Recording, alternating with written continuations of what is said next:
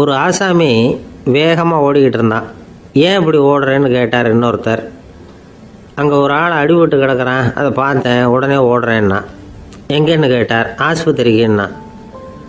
ஒரு ஆள் அடிபட்டு கிடக்கிறத பார்த்தா உடனடியாக நாம் செய்ய வேண்டியது முதல் உதவி, அதுக்கப்புறம் தான் ஆஸ்பத்திரி. இன்றைக்கி விபத்துங்கிறது சர்வசாதாரணமாக நடந்துக்கிட்டு இருக்குது. வாகன விபத்து, வெடிகுண்டு விபத்து, தீ விபத்து, கட்டடம் சரியறது, பூகம்பம், இப்படி நிறைய நடக்குது. ஒரு விபத்தை பார்த்துட்டா நம்மளில் பல பேர் நமக்கு என்னத்துக்கு வம்புன்னு ஒதுங்கி போயிடுறதும் உண்டு. சில பேர் துணிஞ்சு கிட்ட போய் உதவி செய்கிறதும் உண்டு. அப்படி உதவி செய்ய நினைக்கிறவங்களுக்கு உபயோகப்படுற தகவல் இது. விபத்தில் காயமடைஞ்சவங்களை 3 பிரிவாக பிரிக்கலாமா.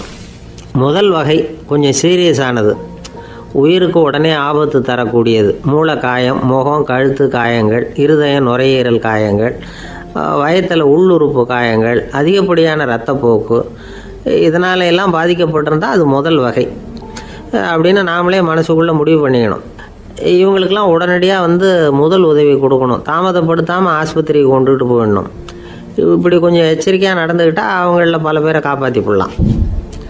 2வது வகை எப்படின்னா, முதல் உதவி விரைவாக கிடைச்சா உயிர் பிழைக்கக்கூடிய மார்பு காயங்கள், கைகால் எலும்பு முறிவு, இடுப்பு முதுகெலும்பு காயம், சீரான இரத்த சேதம்,